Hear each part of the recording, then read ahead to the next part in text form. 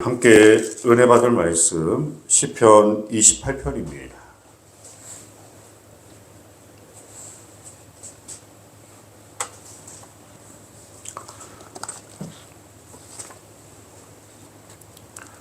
오늘 우리에게 주신 하나님 말씀 28편을 통해서 하나님의 크신 위로와 또 소망 가운데 복되는 날 승리할 수 있기를 소망합니다. 하나님을 믿는 백성들에게 하나님이 느껴지지 않을 때가 있나요? 여러분들이 하나님을 믿으시는데 하나님으로 충만하지 않을 때, 기도는 하시는데 기도의 응답이 더디될 때, 그때 그 마음이 어떠한지, 은혜와 성령으로 충만할 때와 또 그렇지 않을 때 분명히 우리의 마음과 또 삶의 모습이 확연하게 다를 것입니다. 다윗도 그랬습니다. 다윗이 1절의 말씀을 보시면요. 여호와여 내가 주께 부르짖으오니 나의 반석이여 내게 길을 막지 마소서. 주께서 내게 잠잠하시면 내가 무덤에 내려가는 자와 같을까 하나이다. 하나님이 내게 잠잠하시면 나는 무덤에 내려가는 자와 같다. 이 말씀은 곧 죽을 것 같다라는 것이죠.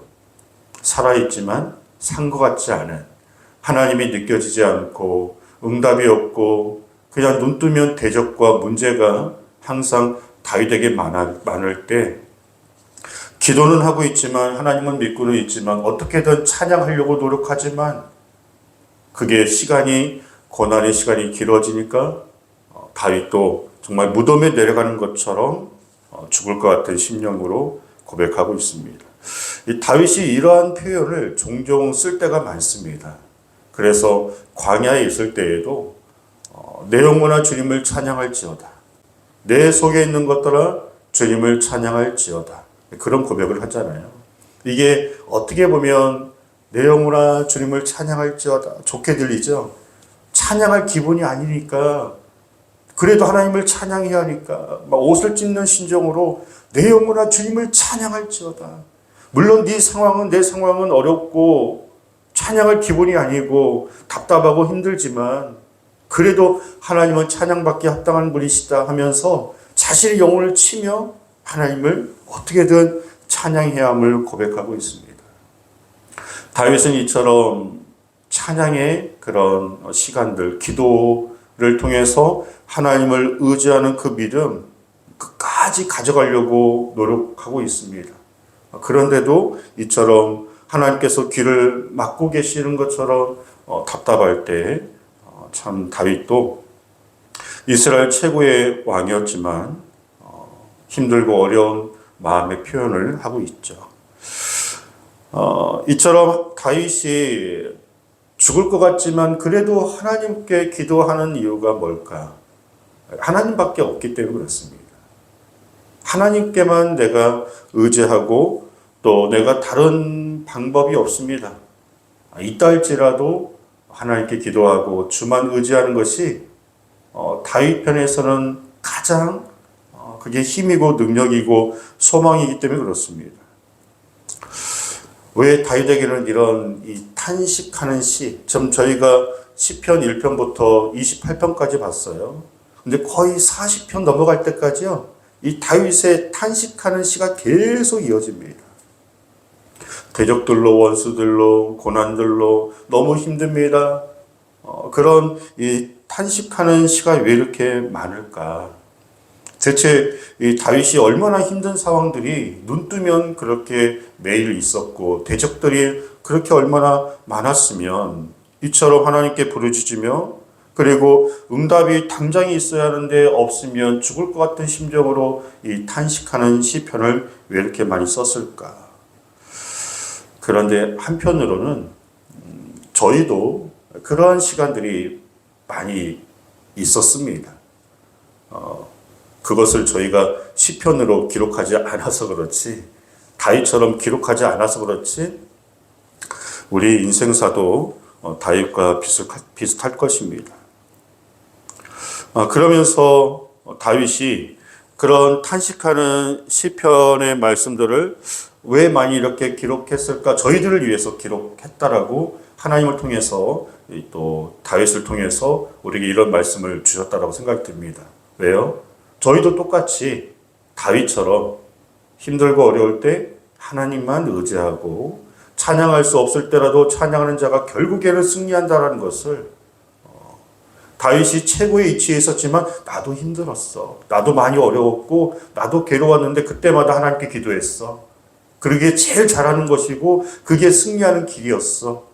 그래서 그 이후에 모든 하나님 백성들에게 후손들에게 이 말씀을 남기시고 우리에게 소망과 위로를 주고 있다고 생각합니다. 2절에 보겠습니다.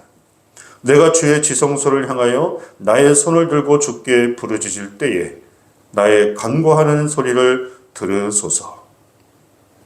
다윗이 간절히 하나님께 기도하는 모습을 볼 수 있는데요.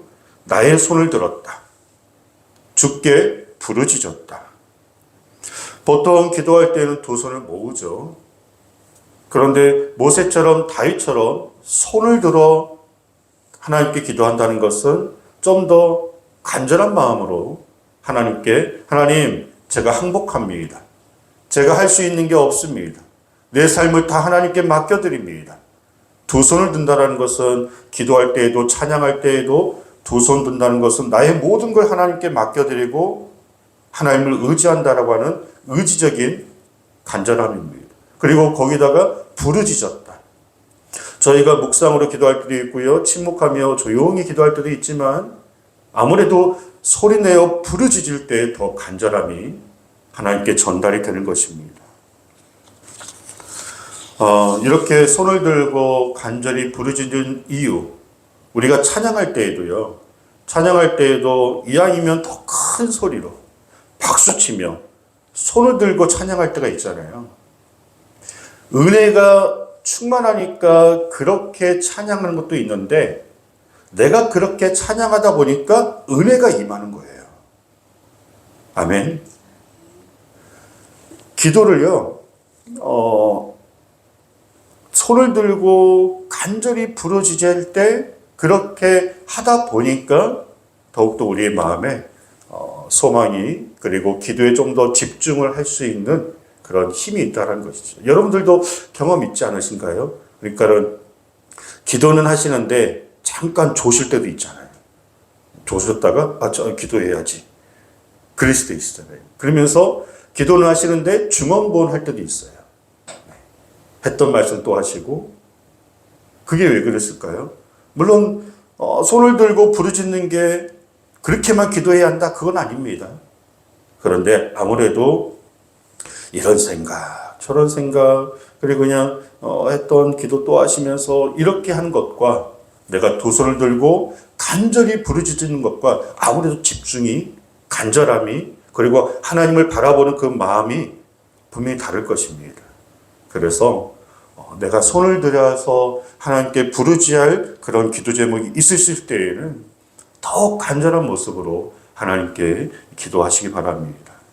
그러면 어떤 하나님의 역사들이 있는지 그 뒤에 말씀들을 보겠습니다. 자, 다윗이 이렇게 하나님께 모든 상황을 맡겨드리고 간절히 기도하니까 6절에 보시면 여호와를 찬송하며 내 간구하는 소리를 들으심이로다.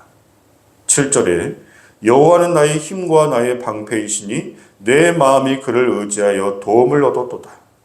그러므로 내 마음이 크게 기뻐하며 내 노래로 그를 찬송하리로다. 분명히 서두에서는 무덤에 내려갈 것 같다고 죽을 것 같다고 했는데 금세 내가 기쁨으로 하나님을 찬양한다라고 고백하고 있습니다. 그 사이에 뭐 문제가 해결됐을까요?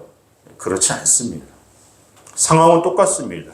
문제는 똑같습니다. 그런데 처음에 무거운 짐을 가지고 와서 두 손 들고 간절히 막 부르짖었더니 그 짐이 가벼워지는 거예요. 마음속에 소망이 일어나는 겁니다. 하나님을 온전히 의지하니까 마음이 막 시원해지는 겁니다. 그러면서 찬송이 나오는 겁니다. 기도는 언제까지 해야 하냐? 전에도 여러 번 말씀드린 것처럼 기도 후에는 내 입에서 찬송이 나오실 때까지 기도하셔야 합니다. 그게 기도의 능력입니다. 무거운 짐이 있을 때 이 짐이 이제 하나님의 것입니다. 나의 고민이 아닙니다. 이제 하나님께 맡겨드렸으니 하나님의 응답하실 것을 믿습니다. 그러면서 내 마음에 무거운 짐들이 다 떠나가고 근심이 소망으로 바뀌며 크게 기뻐하고 찬송할 때까지 그게 곧 기도의 능력이고 또 기도하시는 분들의 자세가 될 줄 믿습니다. 올 한 해 우리가 이제 새롭게 했잖아요. 또 첫 새벽 예배입니다. 올해 정말 갑절의 기도의 능력이 있기를 소망합니다. 기도하시는 것들마다 정말 하나님 분명히 들으시고 그래서 한번 이 시편을 기록할 수는 없겠지만 여러분들이 한번 감사 노트를 한번 써보십시오. 이런 응답이 있었습니다. 이런 축복이 있었습니다. 그것을 한번 다 기록해 놓으셔서 다윗처럼 하나님을 찬송하고 잊지 않고 그래서 기도에 더욱더 소망과 능력 가운데 오늘도 분명히 나의 기도를 들으신 하나님을 찬양하시면서 늘 주 안에서 승리할 수 있기를 주 이름 축복합니다. 함께 기도하겠습니다.